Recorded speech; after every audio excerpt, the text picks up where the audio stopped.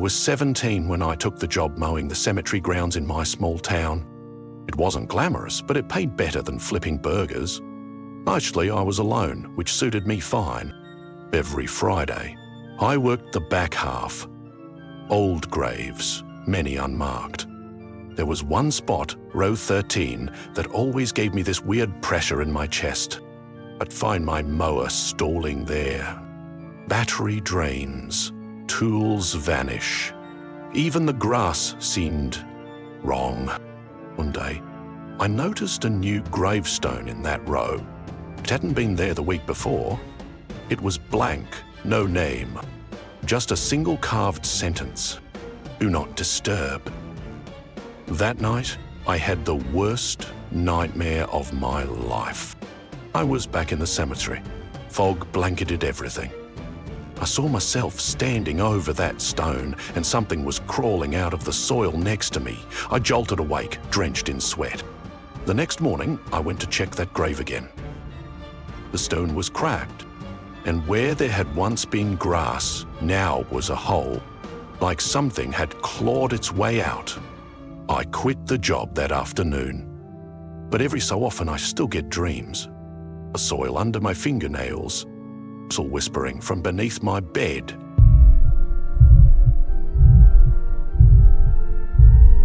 A few years back, my cousin Sarah died in a car crash. She was just 24. The funeral was held in a cemetery just outside Lexington, an old place, thick with oak trees and time-worn statues. She was buried near the far edge of the property, right where the ground sloped into the woods. The day after her funeral, I went back alone, just to say goodbye. It was cloudy, thick grey sky pressing down like wet wool. There wasn't a soul around, just the whisper of trees swaying. I found her grave, left a photo of us there. Then I sat for a bit. That's when I saw him. Up the hill, maybe 50 feet away, stood a man in a long black coat. White-brimmed hat, completely still. I assumed he was another mourner, but he didn't move, not once, not even when a crow landed right on the stone beside him. I looked away for a second, swear it was just a blink. He was gone. I walked up to the hill. No footprints, just a stone angel, its face cracked, and carved beneath its feet were the words, "He watches, always." That night, I woke up gasping. My bedroom window was open, even though I knew I'd locked it. Across the street, standing beneath the street light. He was the man in the hat. I live in a different city now, far from that cemetery. But sometimes I see him in parking lots, behind trees, in my dreams, just standing, always watching.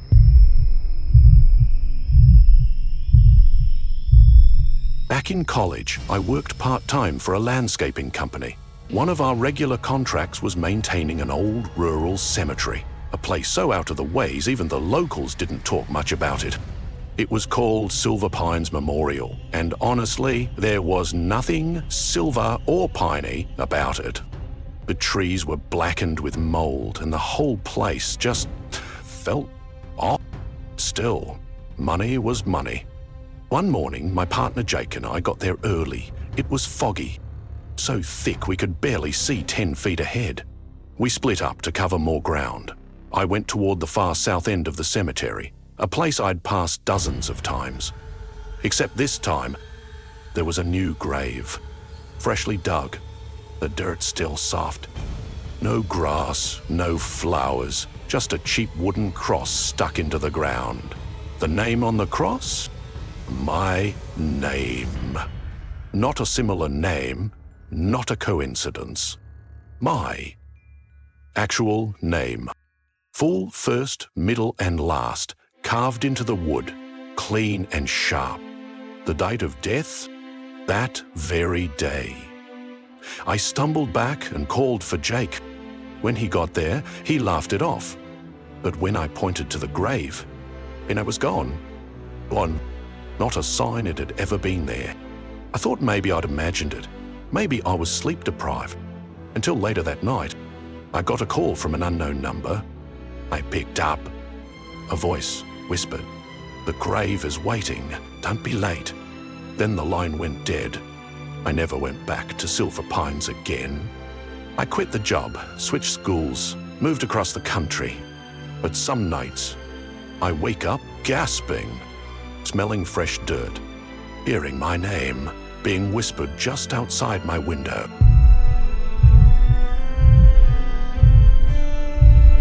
A few years ago, I was road tripping through New England, staying in small towns doing freelance photography. One morning, I stumbled across a cemetery that wasn't on the map, tucked behind a line of bare oaks on a foggy hillside. The rusted iron sign read, "Sailor Liza's Rest." It was perfect for my photo series. Gothic headstones, angel statues with missing faces, vines choking the fence lines. I parked, grabbed my gear and started shooting. As I wandered deeper in, I noticed something strange. Nudged back home. No birds, no wind, just silence. And then I saw a man. He was wearing a long coat and a faded cap. Looked old, like Civil War reenactor old. He stood by one of the larger mausoleums, staring right at me. I raised my hand to wave. He didn't move. I called out, "Beautiful place, huh?" Still nothing. No blink, no breath. I turned to snap a photo, but when I looked back, he was gone. I thought maybe he'd walked off, but the place was flat, nowhere to hide. Then I noticed something near the mausoleum where he'd stood. An old photo in a weathered metal frame. It was him. Same face, same coat.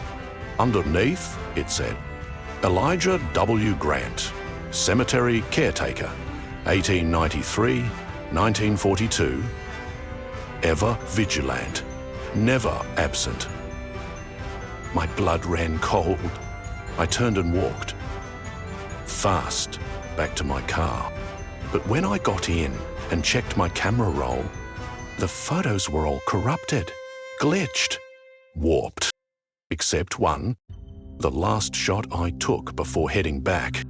In the corner, just behind a headstone, was Elijah.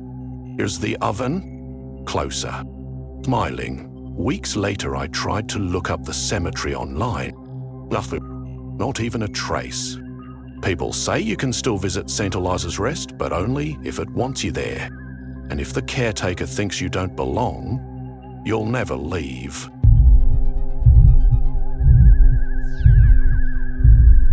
It was the summer before I left for college. I had taken a part-time job with the local city maintenance department, mostly mowing public parks and helping with minor repairs. One morning, my supervisor handed me a slip of paper and said, "Special request, cemetery detail. You're filling in for McAllister?" McAllister was the town's usual grave digger. Quiet guy. Worked that job for almost 40 years. But according to my boss, McAllister hadn't shown up in over a week. He lived in a trailer near the backwoods and rarely spoke to anyone, so no one really noticed his absence until a burial was delayed. I didn't think much of it, just figured he quit or got sick. I was told to dig a grave out in Black Hollow Cemetery, a small, overgrown lot on the edge of town, rarely used anymore. Creepy place, no lights, no fence. Most of the headstones dated back to the 1800s. I loaded the tools into the city truck and drove out there around noon. It was already raining by the time I arrived. A grey drizzle that soaked everything, but somehow didn't cool the thick summer heat. The plot was marked with a little orange flag, a newer one for a recent burial. The ground was soft from the rain, which made the digging easier, but it also made everything feel heavy, like the earth was swallowing itself. About halfway through the dig, I hit something that wasn't rock. It gave slightly, hollow. I paused. I hadn't dug deep enough to reach the standard casket level yet. Curious, I cleared more dirt and uncovered what looked like a makeshift wooden box. smaller than a coffin, old, rotted nearly through. I figured it was a pet burial or maybe just garbage. But then I saw something inside. But not plastic, not bags. Cloth, stained with what looked like old, dried blood. I stepped back. Then I heard footsteps behind me. I turned, expecting maybe the groundskeeper or my supervisor. But there was no one. Just rows of leaning stones and weeds taller than my waist. The air had gone still. Even the rain seemed to pause. Then came the voice. "Thrilled you're not supposed to be here yet?" I spun around. Nothing. Again. "You're too early." The voice was under me. I stumbled out of the grave pit and nearly fell back in. Then I noticed something I hadn't before. The headstone next to the hole I was digging had been scratched, not engraved, with jagged letters, like someone had used a nail or broken glass. "Digos Dieu." That was it. I grabbed my shovel and tossed it into the back of the truck. Didn't even bother filling in the hole. Back at the yard, I tried to tell my supervisor. He rolled his eyes.